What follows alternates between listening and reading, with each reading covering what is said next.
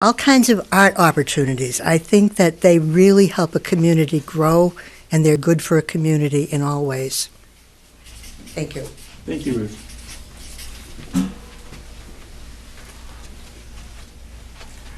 And as you give comment, and I'm capturing the notes, if I need to get something right here, if I need to make any corrections, please let me know. I want to be sure that your input is being accurately reflected.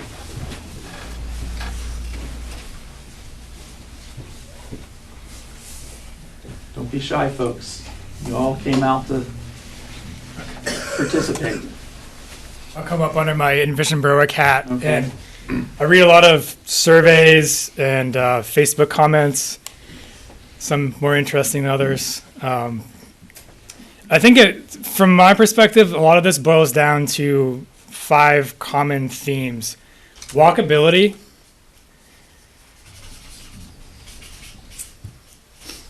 so just really everything about it, just being able to feel safe and scale of everything, be able to walk around. Beautification, and Station Square is just, it's breathtaking. Accessibility for all ages, families, our seniors. Connectivity to go to Ruth's point.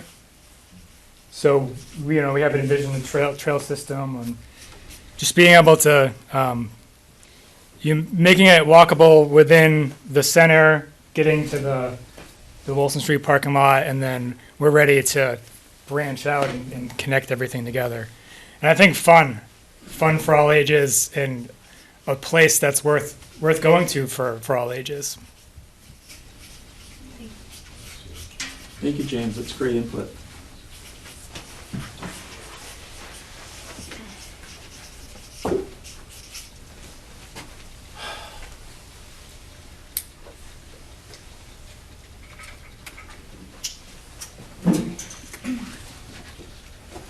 Hi, Jessie Taylor, School Street. So obviously I'm like very close to downtown, so I'm very invested in what will happen. I think, you're in a position where you need to compete a little bit with Somersworth, because you got to offer them, our community, something that they don't just cross over the bridge and get cheaper because the taxes are non-existent over there. And I really liked what Ruth said about arts, because I think that could be great. I think it could be great for everybody, all ages, like a theater, like the old time theater that Rochester has. There's not one, that's the closest theater around here. So that could be really cool.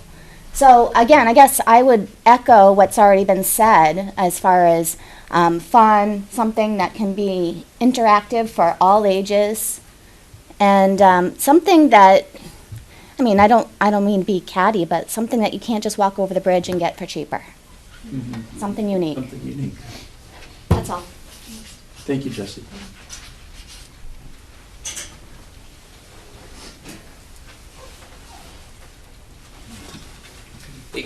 Travis Mendola, River Street, just moved there. Just wanted to mention, it'd be nice to have like a dog park section, maybe. That was pretty much it. I'm really just here to hear the ideas, see what's going on, but I wanted to mention that. So, thanks. Thanks, Travis. A skating area? Skating. Ice skating? Yes. Or roller skating. Skateboards. Yeah, skateboard, yeah. We tried 2 years for a nice skating rink, So, a skate park? so we know it doesn't work.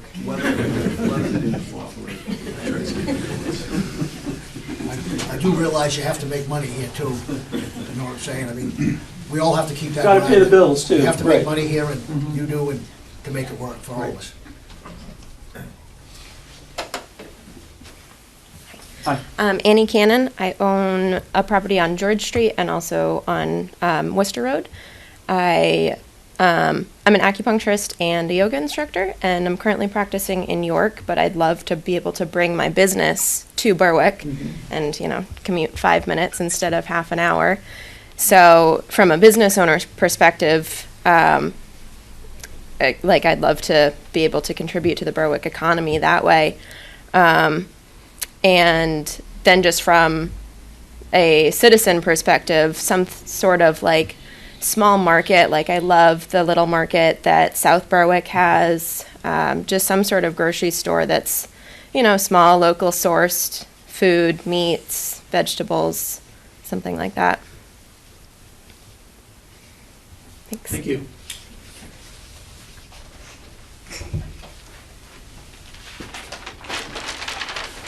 Really good ideas so far on what could be fun and unique in the community.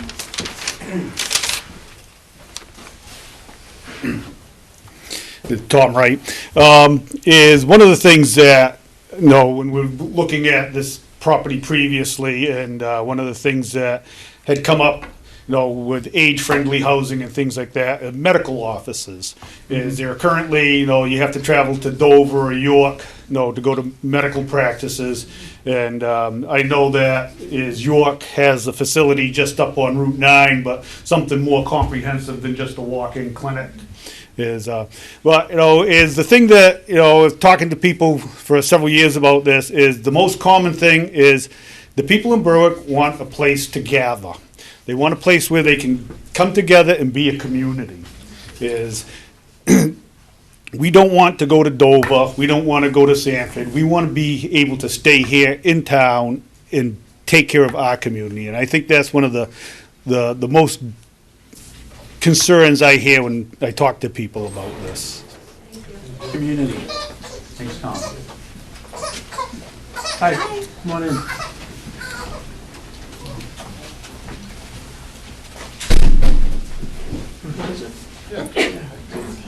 So for those that are just arriving, we're just taking questions and comments right now. Your hopes for the redevelopment of the mill across the street, or concerns you might have also. Something you know you don't want to see there, would be worried about.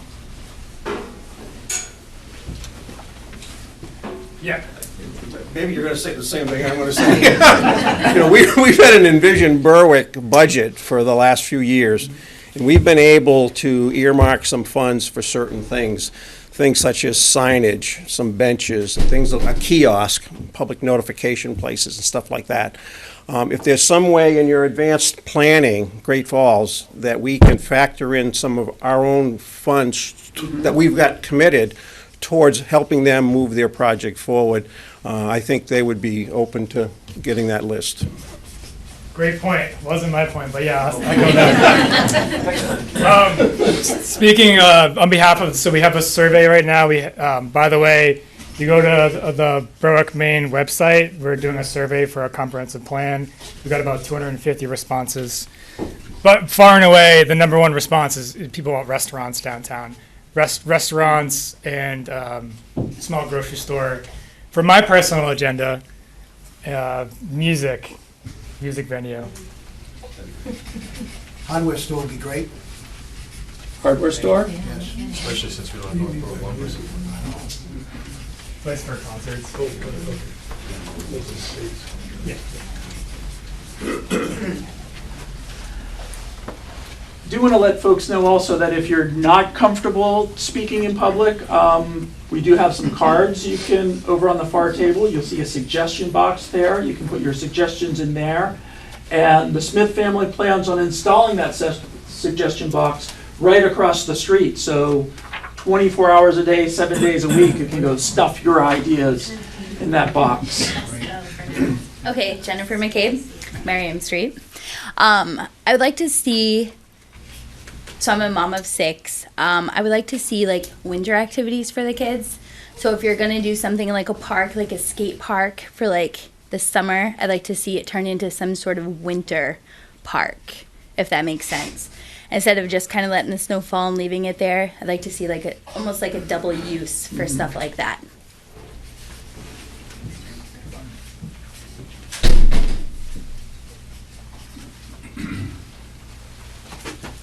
Concern raised at the last listening session. I was not thrilled about the response to sustainability. I'd like to hear more about that. I couldn't hear you, I'm sorry. Sustainability. Do you want to elaborate on that a little bit? Whether or not we would be installing solar panels, geothermal, things like that, I believe the response was they're not sure if it would be profitable. It's not really good enough for the youth. Okay. We want to see solar panels.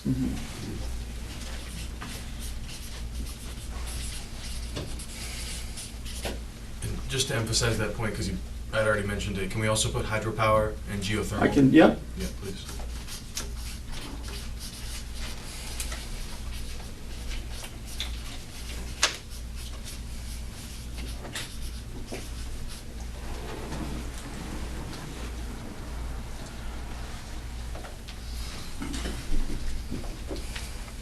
Steve Eldridge, Town Manager. One of the things I've heard, and I haven't heard here, is an incubator facility for with an internet cafe, or just a place where people can come and have internet connections and possibly just start up, conducting business availability, which we could expand, but more of an incubator.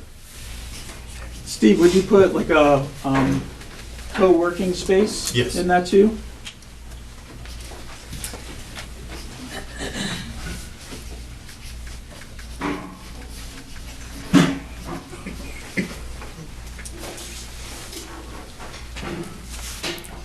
Just like to follow up on that point about an incubator. My company is a member company at Greentown Labs in Somerville, and they have an amazing machine shop, co-working space. There's 100 companies under one roof, and I've actually thought about, you don't need a ton of square feet, 10,000, 20,000, could be more, but to have a draw of many young companies all under one roof would bring an enormous amount of business to the area. So like a clean technology incubator after Greentown Labs, as an example, that'd be a great place to start. Great, thanks, Kyle.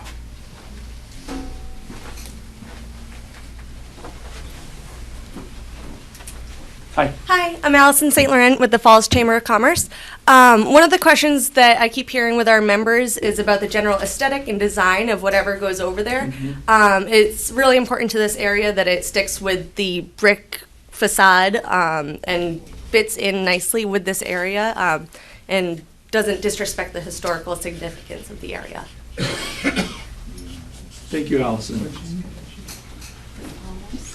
And to piggyback on that is seeing Berwick and Somersworth as one larger, economic region and continuing the collaborative efforts with Somersworth.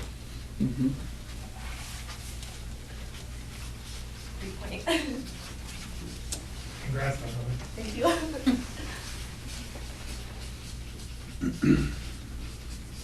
Allison's the new executive director of the Chamber of Commerce.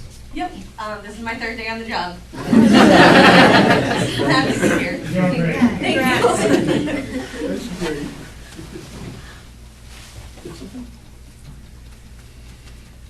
Other thoughts or maybe reactions to some things that have already been said?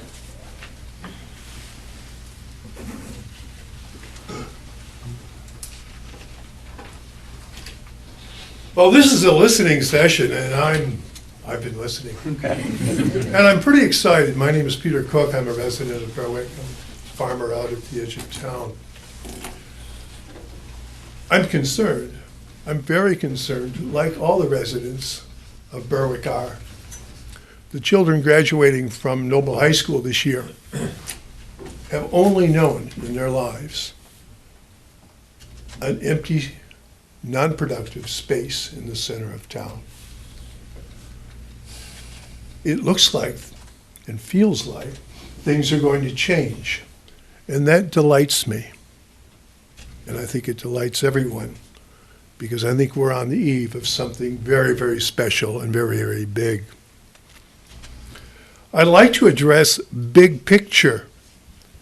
Big picture, I mean going beyond the borders of this magic treasure spot in the center of town and look at the whole town as a whole. Because when we envision Berwick, we're really talking about a town, a rural town, where rural values are still very much in place. And we want that feeling to be throughout the town, not two different towns, the downtown space versus the rural space. In looking at big picture, I think there's a number of things that we can consider, and perhaps some of those that we have not considered thus far. If we come over the bridge from Somersworth and turn right, and then turn left, like we all do so often, we see a bank that is the product of a renovated building and is really a very key business in our town. That's followed by another necessary business, Dairy Delight, a seasonal business that has proved itself to be a popular destination. Going on, we have a fire department that has expressed, along with the police department, their need to be centralized. And I think that their activities on behalf of our whole town are really going to rely on a very special development of this central space. I'm not saying they're going to live there, but they're going to be working around and through that. If we continue up the street, we have a number of residential rentals. A high percentage of them are the rentals. And then we get to the corner of Allen Street, which is probably one of the most well-traveled intersections. And there, next to an apartment house that has really developed over the years into I'm sure a lot of money and thought went into that edifice. But right next to it is a very large dumpster, a green dumpster that is often overflowing with refuse. In fact, recently, a large mattress was obscuring the route signs for not Route 9, Allen Street, and so on. I talked to a planning board member about it, just mentioned it in passing. He said, well, Peter, that's legal. And that might just be part of the problem. If we cross over the street and look at Cumberland Farms, which is one of our largest businesses, one of the largest businesses, a lot of planning went into drainage and the fenestration and so on. But it's a major traffic jam because we have, not only have we created a facility for diesel, we have also have to have all the merchandise that is delivered to that very successful business, very entitled business, but it blocks traffic and people often can't get in there. They have a very viable business, a needed business. But if we look at the label convenience store, it's not so convenient when people are trying to get in and out of there because there's a traffic jam. If we continue up the street, this is not going to be a long lecture, I can assure you. We can look up and we can see a cluster of manufactured houses. Those houses, I'm sure, are lived in by people who are very substantial, wonderful citizens in our town. Let me say that. Wonderful citizens who've made their home in Berwick. But if we have lots of rentals and lots of manufactured housing and businesses that are not so convenient in many ways, that will impact the kinds of thinking that the Smith family and Great Works or Great Falls Construction are going to engage in. Vice President, I think it's Cindy, is it Cindy Smith? She said, I've read in the paper, that she would love to see the post office and the library be more centralized, or I'm paraphrasing, but in a very centralized area. Those great facilities have been fostered by residents here. A dear family donated their residential property for the library, and instead of using it as a capital asset for a library, the library was built on that property. So what I'm saying is, I'm hoping that a lot of the thinking is going to be big picture, looking at the whole community in a way. It has to be a partnership. It's a partnership not only between the town fathers and all the people who serve on so many wonderful committees, but it's also got to be a partnership with the whole community. And these listening sessions, as I think Frank indicated, we need a lot of them. We need an ongoing dialogue to really bring this about so there's a balance a balance so all different strata and interest areas are served by such a key and dominant piece of property. Thank you. I hope I haven't been too long. Thank you, sir. Whoop. I just want to go on record and say we do have a town ordinance for trash, and that is not acceptable. So we will look into that. Thank you.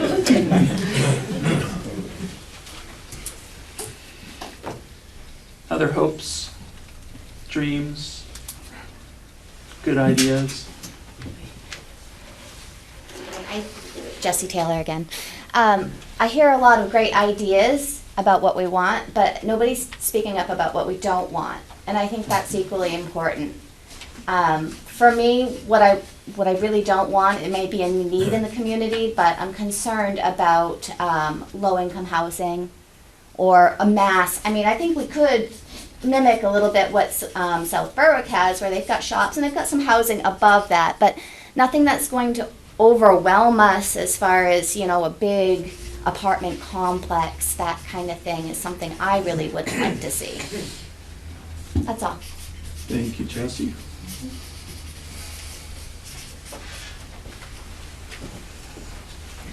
Just wanted to build upon what James said earlier about the two cities coming together and being collaborative.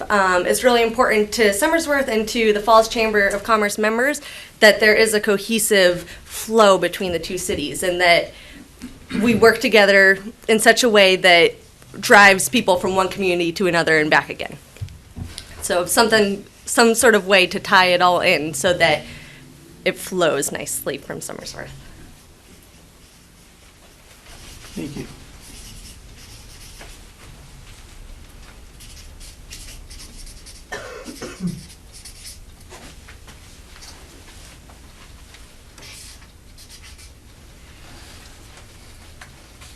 Other things that people want or don't want?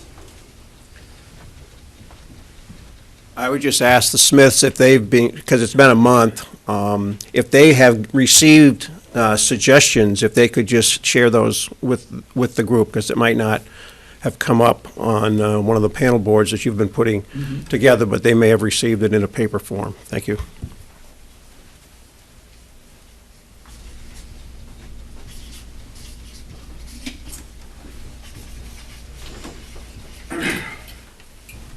Hi, George Lovejoy from Key Road. Been around the area my whole life, Rochester, East Rochester, and she beat me to the don't want. What I don't want to see is, I drive through Rochester a lot at night. I don't want to see tattoo parlors.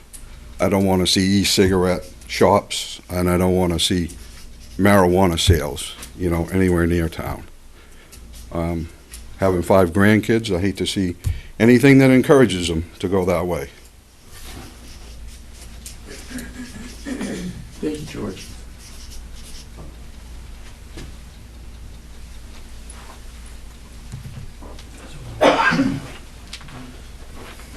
Kyle Flanagan. You know, another thing we don't want is chains. You know, and you see it like when like the Staples goes down the building, like the building construction that's been touched on before. We like brick, you know, instead of like plastic. Yeah, something authentic and local. We want local businesses instead of chains.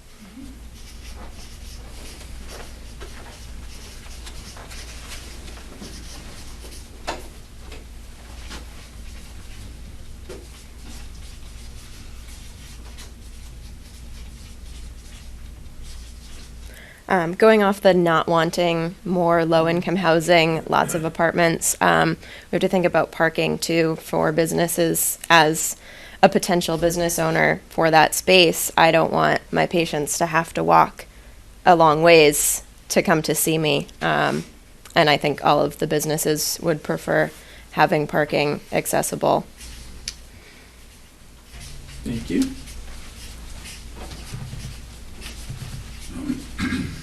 I'd like to just say one more thing about low-income housing. I don't want Berwick to be exclusive. I think that we should include all people, regardless of their income.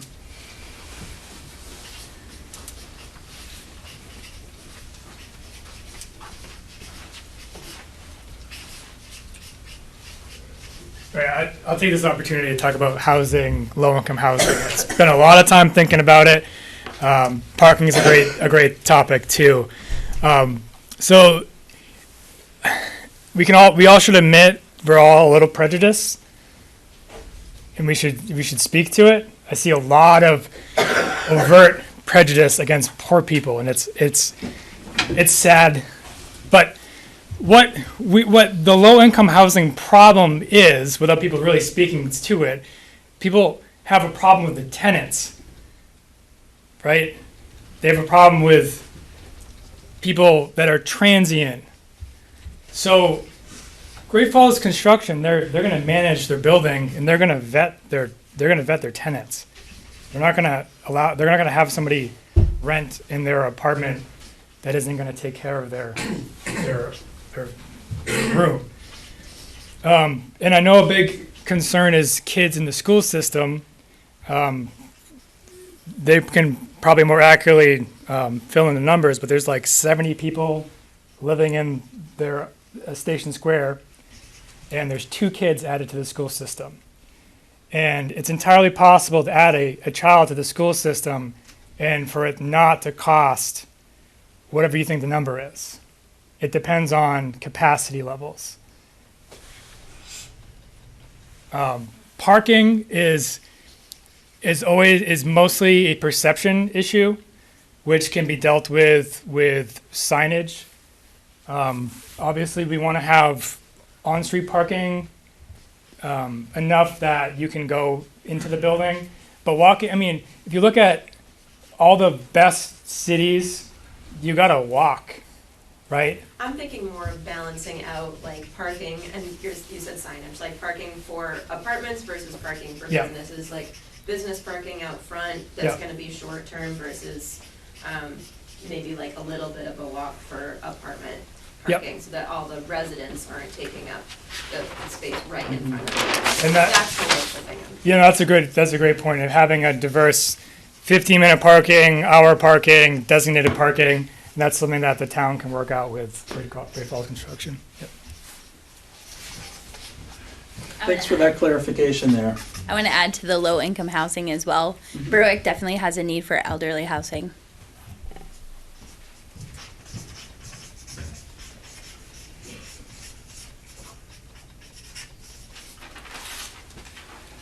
So I think sometimes too that the kinds of back and forth that we just had really can help clarify, and it's not just parking, but what specifically do you need in parking, and you need parking for residents and parking for businesses, and that they're not competing for the same spot. So the more that you guys can engage in that conversation, and I can help facilitate that conversation, I think the more precise information you can give to Great Falls. And that's really powerful. It's great that they hear, that yes, you want this, or no, you don't want that. But it's the subtleties and that gray area in between, that's the needle they're going to have to thread. And so the more we can define that together as a community, the more information they have to do that too. So I encourage your input. If you wanted to follow up on things that have already been said, and maybe help clarify that a little bit, or be more precise, I invite you to do that, please. We probably have maybe about 10 more minutes if needed before we give the Smiths a chance to respond. Yeah, just following on that theme. I think one thing we're touching on, it's been said, is balance. Mm-hmm. Like, I don't think we're so much concerned about low-income housing as we are a lack of workforce housing. And that's a theme that's come up before, is like, we need workforce housing in this space. And let's see how to put it. Well, I'm a big fan of storefronts. I think we need things like butchers, coffee shops. I mean, places where people are going to come and, spend money. I think we also need, skilled labor. And skilled labor and the workforce housing would go together. So I think it's really important to strike a balance of all these things, like not to exclude, say, low income, but make sure we have workforce. And like, not to say we only need storefront and no manufacturing. I think all of these things work together, and and especially the skilled labor and the workforce housing, it's going to drive up the median income. It's going to support a lot of the other businesses that we want here. Thank you.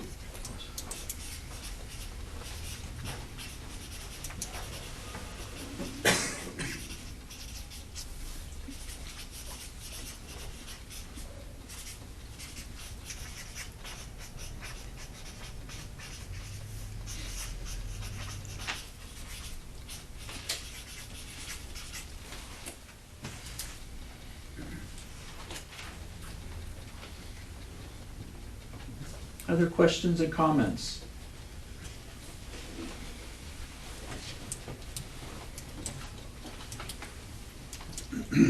I'm Paula Lepore, president of the Berwick Library Association, and we would very much, the library would very much like to be the community center, but where we're located now, as opposed to being down in the village. So you'd like to stay in your location? Yeah, But and it's like a half-mile away from downtown. But be more of a community center. Yeah, well, that's what we're looking at, and basically, we're a community center now. We have a senior program and youth programs, and it's a very active part-time library right now as well. Thank you.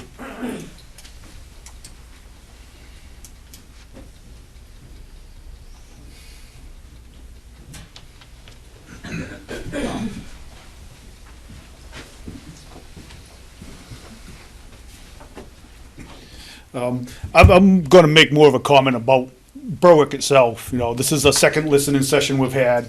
The first one had over 100 people in it. This one has 30 or so people in it. You know, and it's really good that people come out for these types of things.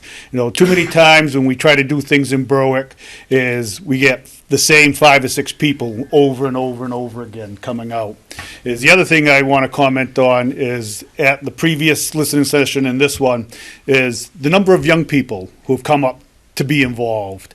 Is for too many years is too many people on the boards and the commissions and everything look too much like me. Gray hair, getting old, and we need more younger people to be involved, and I think this is an excellent opportunity to get the young people involved, as they seem to be, really looking forward to what's coming in Berwick, and I am going to encourage them all to keep at it, and please volunteer. Thank you, Tom.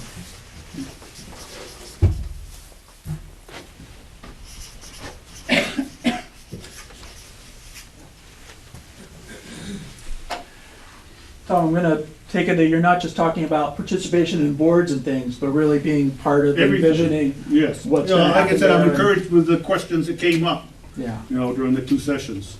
Great. I'm sure there's no exact answer for this, but any input that you could give us as to timeline, I think we're all a little eager and would be curious to hear that. Definitely a question that came up before.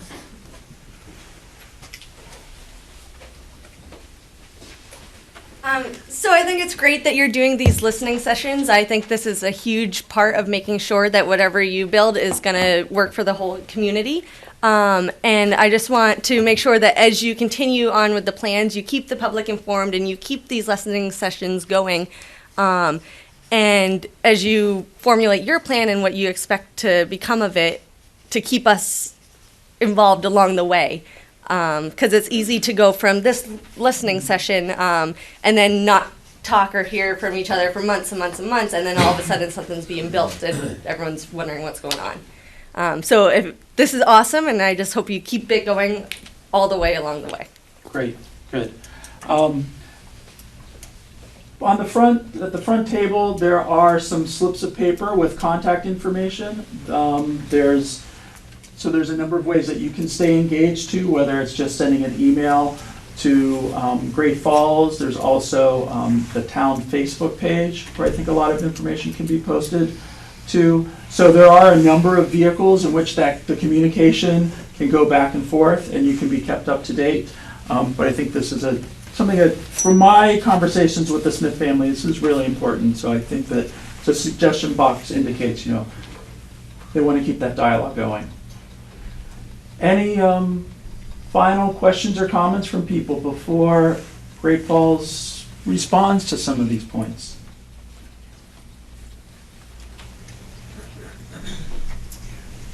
No? All right. John, do you want to start?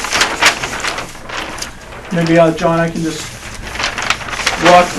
walk us through the topics. Make sure that So a couple times, the idea of renewable power came up, what kind of plans there are, whether it's solar, geothermal, hydro. Is there anything else, Kyle? Those are the three big ones. Start, thank you. No nuclear there? Not right now. Okay. Excellent, thank you, Marcos. Can you hear me? Does this work? That's for TV only. Oh, it's only for TV, so, all right, okay. You need it You need it, I do need it. Okay, great. Well, so I'm gonna get to that in just a sec, Marcos. I just want to take a second to thank everyone for coming here today. I know it's the middle of the day, and we chose one in the evening and one during the day, just to make sure, hopefully, that allowed people to get here in the evening. And we really appreciate this. I think, when James first introduced us, I want to point out, I think he had a little Freudian slip there, because he said that this was our second, he said listening session, but what he really said was this is our second learning session. And really, that's what it is. We're here to just learn about what's gone on, what's happened, and how we can sort of pick up the ball and move it forward. And we've been inundated with information in the last couple of months. We've spent a lot of time, up until Halloween, we had spent a lot of time, but our time had been focused on due diligence on the property. And our due diligence was really focused on environmental pitfalls, challenges.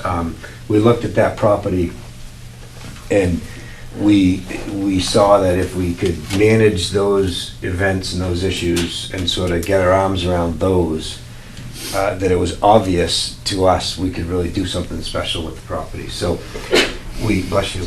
That was our the way in which we sort of have addressed this whole process. And so we've really been exercising a lot of, I would say, self-discipline in not thinking too far ahead without having both of these listening sessions. So the way I've described it is we've been sort of circling the rim at the top of the funnel. That's what we've been doing to date. And we're pretty excited to sort of start the process of working our way down that funnel. These two meetings are a very important part of that process.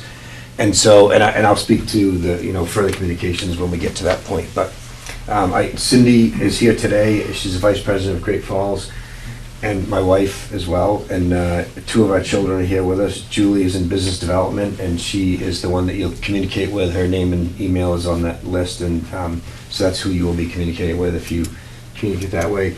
And Joe is in the office as a project administrator, and he joined us today to just sort of see what's going on down here. So. That sort of proves we're a small family business out of Gorham. That's where we came from. So, all right, Marcos, your question was around sustainability. And renewable power, solar, geothermal, hydro. Okay.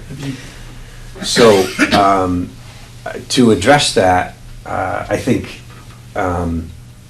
first, there's always, I should sort of clear up one of the comments, I think, about the profitability side of it. We're definitely always going to process the economics on it. We have to do that. Unless we're the state of Maine. If you saw the paper this morning, then we wouldn't have to. We could just put what we wanted up, and we could take a few decades to make it pay for itself. However, that's not the only part of the equation. And I think that sustainability, and especially sustainability in construction, is evolving very quickly. And if some of our meetings we've had lately, I think are proof that we can change, that we listen to what's going on, and we pay attention, and we can change. I think we have a huge opportunity for incorporating sustainability into the development across the street. However, we've been circling the top of the funnel. We've been listening and hearing and talking. We've had meetings with engineers, we've had meetings with architects, and we're just sort of gathering information. I do think that sustainability will be a much bigger part of this project than it has been for any of our prior development projects of our own. We've worked on many different projects that have incorporated sustainability efforts in it. But I think it's, for us, it's really time, and our efforts, prior to this have really been focused on building envelopes and making sure that we increase our values, the airtightness around building envelopes, so that whatever we put into it takes less. takes less to heat it, takes less to cool it. So I can't, as far as renewable power, don't have a good direct answer for that yet. I can tell you that we, one of our meetings yesterday, and again, we haven't assembled the team, we're working on doing that.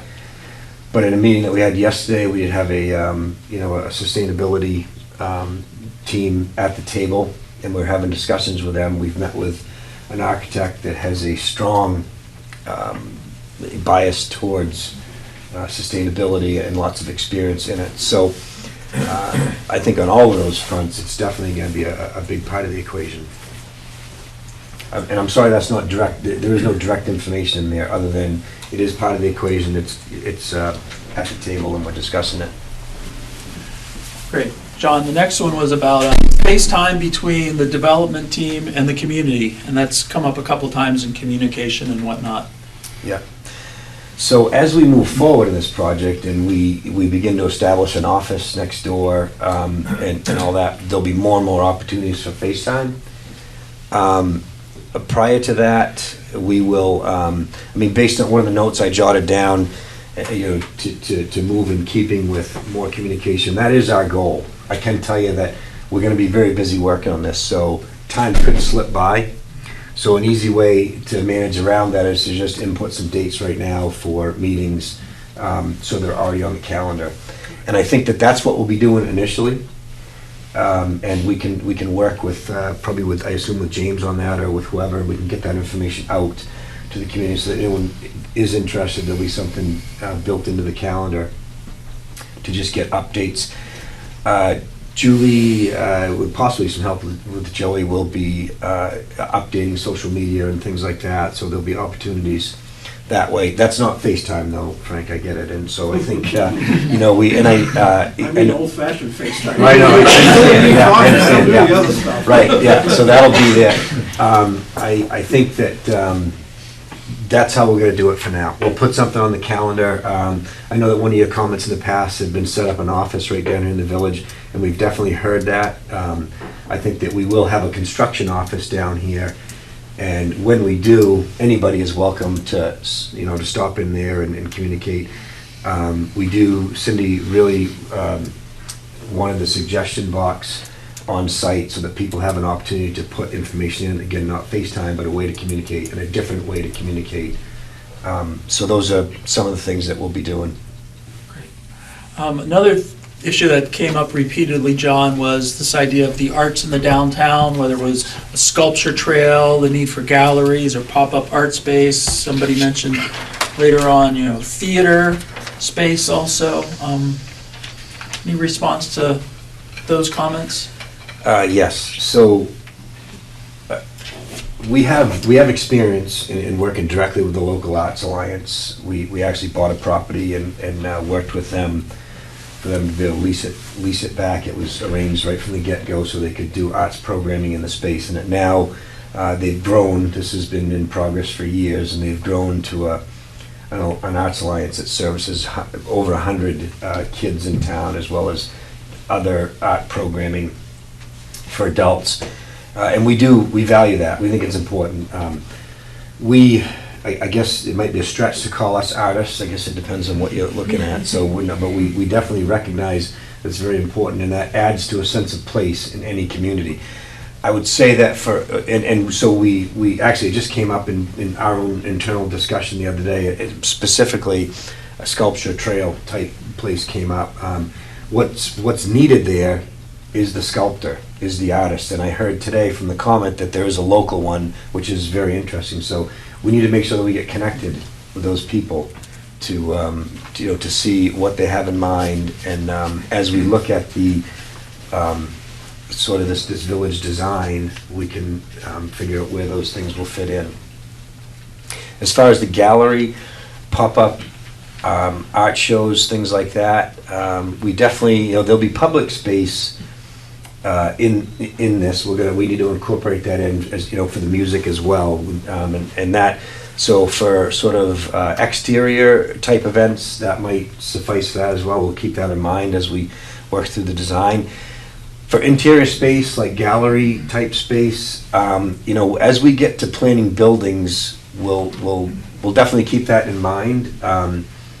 I can tell you, and it was spoken to a little bit, I mean, we need tenants, we need people, partners to come in and do business in this area. And I think we can create the space, we can create the design, get the pre-work in place, which actually is simply picking up the ball. One thing I should note is that we wouldn't be here today if it hadn't been for the good work of all the people around the table here for the last, I'm gonna say 10 or 15 years, whatever it is.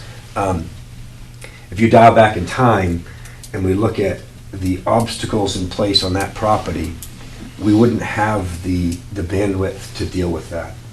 So I know it seems like nothing's happened on that property, to some degree, but when we look at it, we see that a ton of work has happened on that property, and it's really got it to the point where we can actually see really a viable path forward with it. So I want to just slip that in. So I think when it comes to to those spaces, we'll definitely be keeping that in mind, and hopefully as we meet the art community and get to know the people better, hopefully we can come up with a scenario that makes sense there. Great. James had mentioned some major themes from the Envision Berwick downtown plan: walkability, beautification, accessibility for all ages, connectivity, and fun for all ages. A place that's worth going to. Yeah, and I can't agree more. I mean, those are all things that we pay close attention to, because those are what make it work. And if we fail on any of those fronts, then the sense of place isn't as complete as it can be. And if it's not a place where people want to go. So it becomes no longer as viable as it can be. So those are good bullet points, and they're definitely right on our radar screen. And sort of similar to that was the issue that you need to compete with Somersworth. There's services over there, tax-free sales, and so the need to offer something different, whether it's arts or theater, or something unique that really is a compelling contrast to what Somersworth offers. Yeah, and that's a point well taken. I think there's been two sides to that. One is compete with, and the other is coexist with, or maybe it was said a little differently. And I think that both of those are definitely again on our radar. We understand it, and we can't. We have to understand the impact of that and how this development will impact Somersworth. We're going to lump the next two together because they're really about some sort of outdoor uses, a dog park, spaces, or skating, whether it's ice skating, roller skating, or a skate park. What are your thoughts about sort of public spaces like that? So I think the good ideas. I think that when we look at space planning, we're going to have to figure out what we have room for.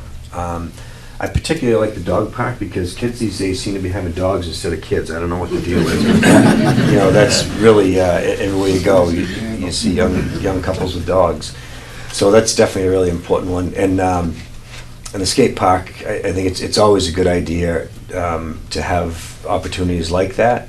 Whether there's a place on that property, whether room for it, I just don't know. Some other themes that came up repeatedly were spaces for small businesses, storefronts, and some particular uses, whether it's markets or locally sourced grocers, yoga studio.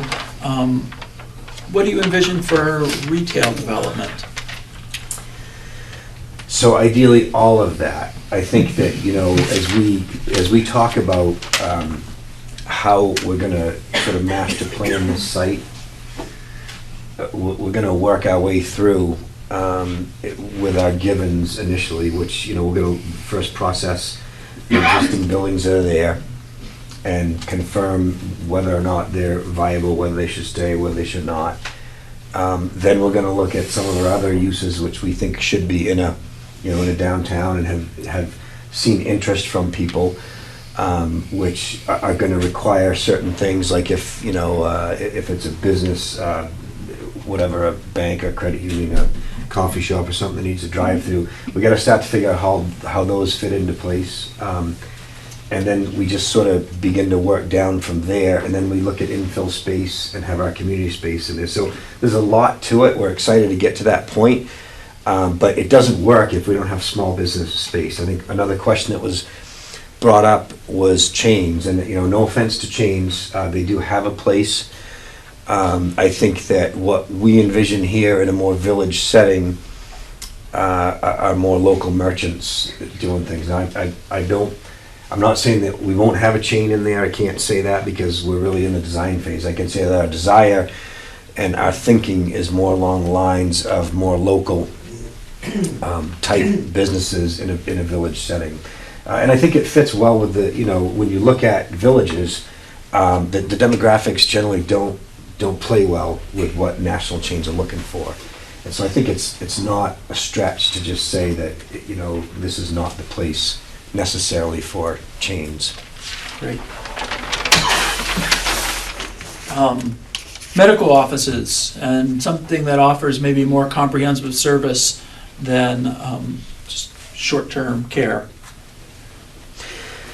Yeah, I think that's a great use. I think we'd easily accommodate something like that. It will just depend on if we, if what the initiative of the.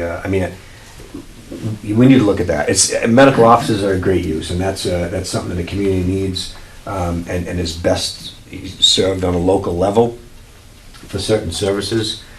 A lot of the medical stuff lately that we've seen has certainly been the chains popping up all over the place, and so back to the chain discussion, whether that's relevant or not, we don't know yet, but that's absolutely a vital part of a village center, having those type of services. Once again, places to gather as a community. If you wanted to speak more about that, you already touched upon it. Yeah, I think it is going to be, it's an important part of our planning process for this project.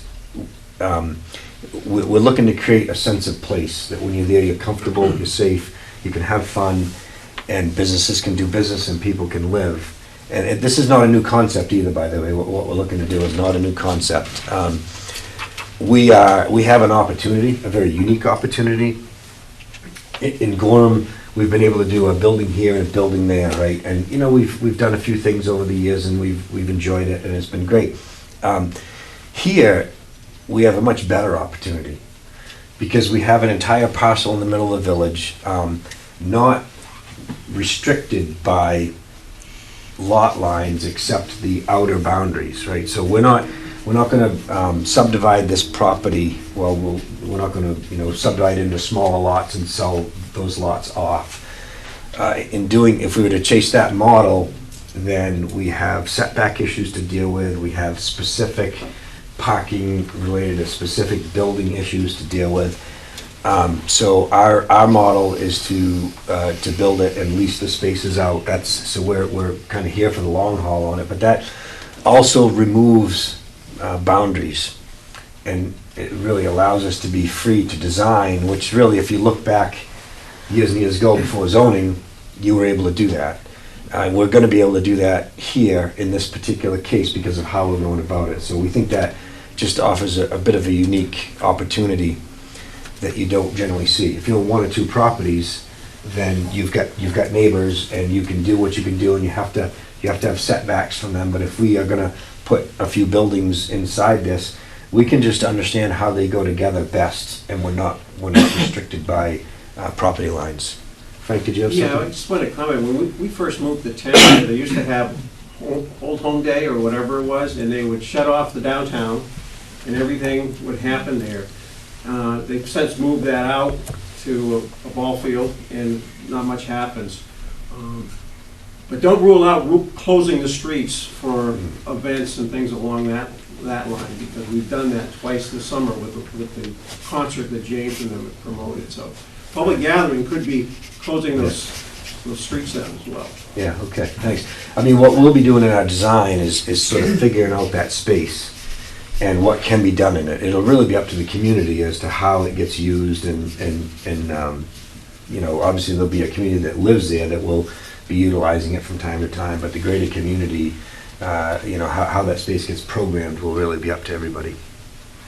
The other was a note that I think maybe came from Frank, that Envision Berwick should be seen as a partner. They have some funding, they have their own set of projects too. There might be small infrastructure projects. I think park benches was one thing mentioned. There's a list of those though, but there might be opportunities for Envision Berwick to support some of your work and contribute to help meet some of their own goals as well. Great. Yeah, I would hope as we'll put our design together, and we'll be be sharing that in a public setting a few times before it goes to planning board, and hopefully that resource can be tapped for betterments to what we're doing. That would be an ideal scenario and a good use of that, to just, if you find an opportunity in what we're doing where you could offer a betterment, then that would be great to hear on that. Probably something we've already touched on, but specific retail uses, hardware stores, restaurants, music venues, and all these come back to that idea of a community space where people meet each other. Right, yeah, and I think that just flows right into what we're looking to do. Yeah.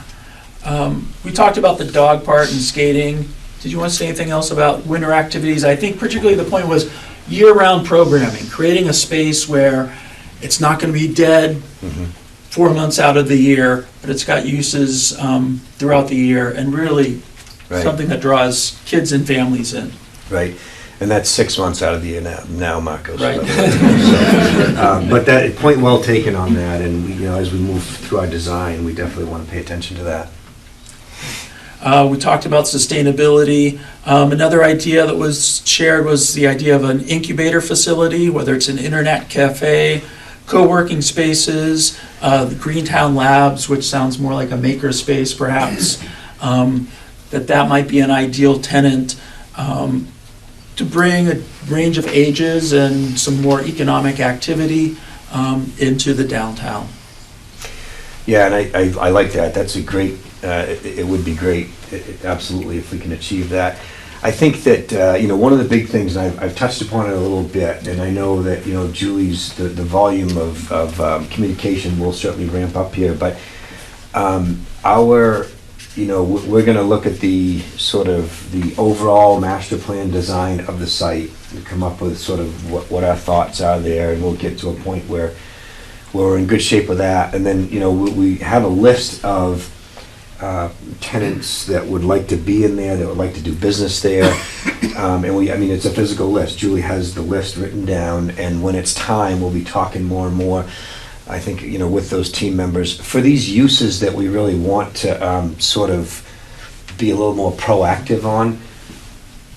I think it's important. We'll keep that in mind. And I think, Kyle, if you have suggestions, for instance, please reach out to myself, Julie, or whatever, and see how we can incorporate that into the mix. That would be great. Great. Other comments about the aesthetics of the development, and that it's sort of respectful of the design of the community and the historical traditions and the architecture. There's a mention of brick. Berwick likes its brick. Yeah, yeah. Yeah, that I think that one element, we focus a lot on that. We really work hard on that. And that's the reason why, as a team, we realized a long time ago, we're not really good at building and selling things. Like just sort of developing and selling. We're not really good at that, because what we want to do, we sort of do it for the long haul. We have a bigger picture view of it, and which means we generally, we put a little more detail into what we're doing. We pay attention to the aesthetics. I'm going to go on record right now as saying I cannot guarantee that everything will be brick on these buildings, okay? Because that's, obviously that's relatively costly. I can promise that aesthetics, architecture, and detail will be at the forefront of what we're doing, and we'll be communicating that out as we go along. We have our concept plans that will show, but I know no one's suggesting everything brick, but we don't want everything brick in there. Some brick, some single story, some 2-story, maybe some 3, whatever it may be, but it's got to be a little diverse mixture of properties in order to really come together well. And we've actually had discussions about when we source our you know, architectural team for this, do we want to limit it to just one? If we have one team who's trying to be diverse in what they're putting together, maybe they are, maybe they aren't. But if you have a couple of different architects that are tasked with doing a few different things, maybe working with one sort of, you know, master planner to make sure it all follows the same vision, that might be a way that we choose to go in order to make sure that we sort of get a little bit of diversity in there, because we absolutely don't want to make it look like we just sort of plop this all down in a 1, 2, or 3 year time period, and there it sits as a time capsule for a long time. It has to have some you know, different sizes, textures, and appear that it didn't just happen, you know, in this block of time that we're talking about. Nice. I think this is something we talked about earlier, but the collaborative efforts between Berwick and Somersworth, and that I think both these communities are really working at developing a partnership. So it's more than competition, collaboration. Yeah, and I would say to date we've done nothing with that. So we definitely, I'm glad the point was brought up today, and it's something that we really should figure out what our role is in that, and you know how much more we can do to accomplish that. The next comment was touched on a number of points. One, just that there's been a generation that hasn't seen anything there, and concerned that that's the norm, and but also hope that there's a future there, and that future is really talks about opportunity for future generations. The big vision comments of that gentleman were about the rural values of the neighborhood or the community, and that the town center, what happens there should really be integrated into those values and help to bring the community together as opposed to creating two separate things. Also touched on some needs of the police department and the fire department that they're exploring, drainage and traffic issues. I think the big theme there was in balancing the different needs and all the components that make Berwick special. Yeah, and those are really great points. I think especially, you know, our meetings are focused on this particular parcel, and it's great to have that expanded, and realize that as we think about this parcel, it's not just this parcel, but the really the village as a whole. I think that you know, I think that might have sparked a conversation about you know, a few different things, low-income housing of one that there were a few comments about. I'd like to speak to that in a second, but I think that, you know, one of the things James brought up is, you know, we do, this project will be developed, and we'll be leasing out to tenants and really, you know, partnering with people to make this happen. So we're involved and we're invested for quite some time. That really doesn't guarantee a thing, but you know, we've got a lot sort of at stake and intend to be involved for quite some time. And you know, we do have tenants now, and we have a wide variety of tenants, and you know, the designation of market rate versus low income, in our experience, is really no indication on sort of what type of people we're working with. We have the most, you know, outstanding people in all categories of income levels. So I think when we look at what we're doing on this property, it's really going to focus, what's going to drive it is what's going on in the area, how much affordable housing is already, official designated affordable housing is already in play,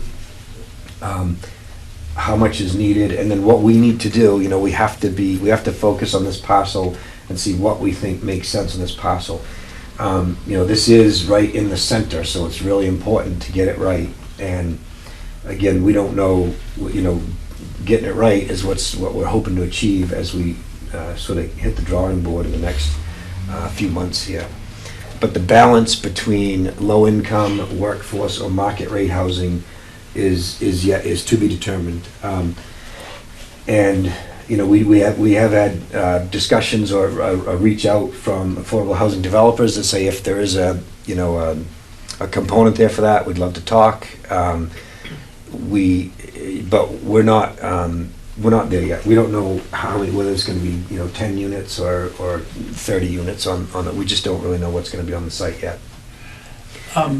Speaking about low-income housing, I think later on, James had mentioned too that he drew a distinction between the quality of tenants and probably also management of those kinds of residential properties versus the income of tenants. Can you talk a little bit about your management practices with your sites? I can, yes, absolutely. We have a full-time property manager in our office, and then we have a full-time property maintenance technician who's constantly circulating around to our properties. Melinda in our office is a property manager, communicates routinely with our tenants, performs annual inspections on properties, meets with tenants. But the work really starts in the beginning. We do, we're a small business, we've learned along the way. And I think, that's really what it boils down to. And so we do a really good job at, getting to know people. We want to meet them face to face. At this point, there's nothing better than FaceTime. We do reference check. We call every reference that they put down, and we do credit checks and all that. So that's the typical stuff that I think property management companies do, and it really helps a lot. We have a great group of tenants right now, and they're our partners really in making things happen. And that's the way we view it, and we appreciate that way. And do we have challenges sometimes? We do sometimes, but very, very rarely. Very rarely do we have challenges. So I think that we've sort of got the mix figured out, and hope something doesn't come up that makes me eat those words. Because it changes every day. There was a question about what other suggestions Great Falls has received so far in the comments, flips, or online. So we got 3 comments today. I think one was no apartments, one was hardware store, and then New town hall. and then a new town hall. Those are the 3 comments we've got in the suggestion box so far. And I would reiterate the suggestion box as well. If anyone has comments or is out talking to someone in the community and they've got things to say, if you can remind them, there's a comment box there if they don't want email or whatever. It's here in the town hall for now, and if it's not here, I will be getting it up across the street at some point. We'll be getting that installed. People talked about some things that they didn't want to see. Tattoo parlors, marijuana vendors, e-cigarette vendors, also no national chains. And there was also a comment about the quality of design, too, that comes with national chains. Yeah.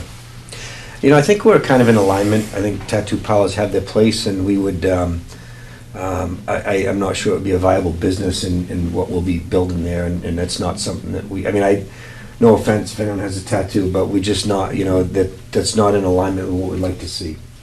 And that's what it is. The marijuana, I have a strong opinion on that, and, we own a construction company, and we are, we have to have employees that are not on, that we drug test our employees. And with everything that's been going on lately with the marijuana business, it's very frustrating for us to find people to be able to pass a drug test and be part of our team. And it's very, very frustrating. So we don't participate in that industry in any way. That's just a choice that we've made. And I think, the e-cigarette vendors, I don't really know much about that. I can tell you it's not likely that someone could rent a space from us and pay rent by selling e-cigarettes. Will it be an accessory item they sell if there's some sort of a store in there? Possibly. I don't know. Sorry, the national chains. National chains versus local. local. Mm-hmm. Yeah, I guess national chain sums it up because, if you look at things, Aroma Joe's technically is a chain, right? There's a lot of locations, and that's a more local chain, and I think a business that we would definitely support. They're already here in town, but that's not something that would be a challenge. And that's sort of right in with local businesses, and particularly access to parking for businesses. And I think we clarified later on too that structuring parking so that residential and business users wouldn't be competing for parking. Right, so that's, we have spent a lot of time on this particular issue. And I really am, when it comes to the parking, shared parking is really, I think, what needs to happen. We just don't have the real estate to give a piece of asphalt to every person that wants to park there. But we do put a lot of effort into making sure there's enough parking so that the businesses can be viable and residents can park. Some of the ways that we do that are we look at where is the main residential entrance to the property, where are the business entrances, right? So if your main residential entrance is on the back of a property, well, that's where people want to park for residents on the back. If your businesses usually are going to be on the front of the property, that's where they want to park. But I am a strong believer we are in shared parking, and I think it's something that really needs to. Sometimes the parking is both a real and a perceived problem, and I think our challenge, we've dealt with this quite a bit, is to make sure that we have something good enough that people are going to park and come to. And I don't want to be talking way up here, and I realize if someone can't park, they're not coming to your business, and that's a real problem. But when we process it to that level and make sure that we've got enough options in the area for people to park, and if one of the things I always say is if you really think about it, any place that we want to go as humans, if it's a fun place, chances are there's a parking problem. If you pull up to the place, there's all kinds of real estate and plenty of parking spots. It's probably not a place that you're going to go and have a lot of fun at, right? So it's our challenge to figure out how to balance that, and we do work on that, but we generally aren't designating the spots. We're trying to design it so that it flows well. The last two comments to highlight here, one was the comment about that Berwick shouldn't be an exclusionary community. I think that was what Ruth's comment. And then also I think James has added that residential development does not really necessarily mean greater demands on a school. Adding a couple students in doesn't mean you need an extra classroom and an extra teacher. If you wanted to comment to either of those. Yeah, I can comment on that. And I think, I appreciate all of the comments, and I didn't pick up from anyone that it really wanted to be exclusionary, and I appreciate that that was pointed out. I think that when we talk about, if you go to exclusionary, we just talked about big or national chains and marijuana stores. I think in those cases we've got I have an opinion on them. When it comes to the residential side of it, there won't be any exclusionary policies at all. We'll be building these things. We'll definitely have a certain number of ADA accessible units will be part of whatever we build, so that if people need that, they're available. Whether there's an affordable housing component, a workforce housing component, or all market rate is really yet to be determined, and we've hit that already. So I'll leave it at that. Last page, we talked about parking, elderly housing. I think that falls into the mix with low income, with with workforce, and with market rate. Elderly housing is just one component of any one of those three. Right. And I think that I don't know that we would designate just an elderly section. I think one of the things that we're going to be looking to achieve in this development in general is a strong cross section of Berwick, which is what we strived for in Gorham at Station Square, and our ages range from 5 to 85. That's the age range in the project that we have there, and I think that's what makes it work. We need diversity in everything that's there. There's got to, if not, then you begin to sort of become exclusionary, I guess, and that's not what we're looking to do. Yeah. other comments in general about balance in general, whether it's just income levels, as you mentioned, in a residential mix, balance of storefronts and skilled labor. And my takeaway from this was really, sort of an integrated or holistic view of how this project can benefit the community and add to economic development and community vitality. And I think it was really just a call to keep that in mind, that you're adding some important ingredients that will affect the future of the community. Right, yeah. And point well taken. I think we've, unless there's something else somebody wants to ask me on that, I think we've kind of hit it. Woman from the library talked about their role as a community center, and that's something that she wants to see. They're working to increase and maintain that in their local, their current location also, I understand. Yep, understood, yeah. An opportunity to get the next generation engaged, and really, I think, seeing this project as a forward-thinking project that really is going to reach out to the next generation, those that don't have gray hair yet. One of the closing questions was about the timeline. What's the timeline look like? So great question. In a perfect world, we would be building something in 2020 on the site. We've got our civil engineering proposals came in yesterday. We've got to take some time to process those and figure out who we're going to be working with for a team there, and then we've got to add to that team. So we'll be going about that work over the next few months here to assemble that team and get going, and then we'll have a better understanding. Some of the permitting that's required is lengthy. So in order for us to be building in 2020, we've got to devise a plan where we can actually just figure out whether we can build do something in one of the buildings while the rest of it is being permitted. Not sure if that can happen or not, but that would probably be the only way we'd get building something in 2020.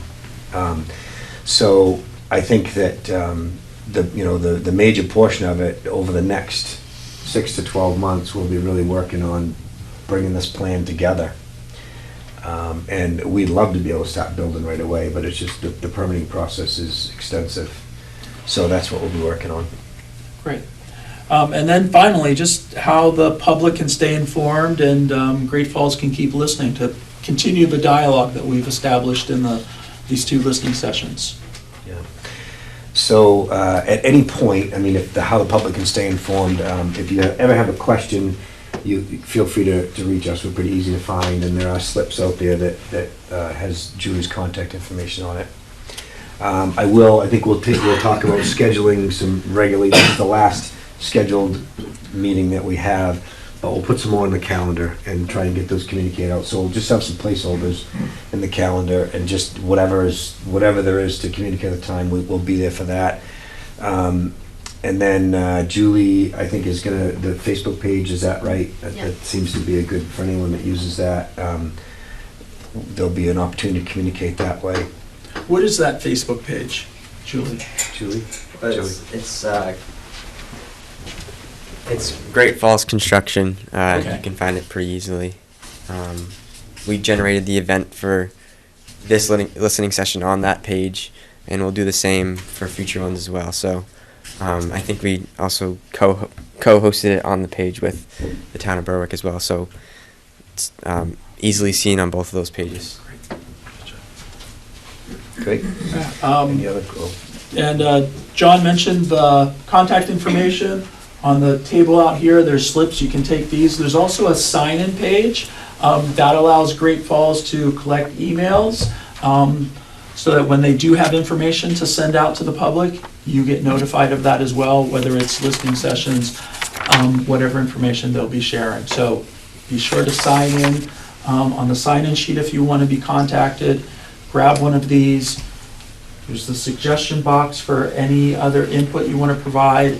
And these guys are super accessible. And I think the last listening session, there was a lot of time just hanging out afterwards for conversations and stuff. So please approach them or myself. I think this is really a partnership between the community and Great Falls, and they're here to work with you.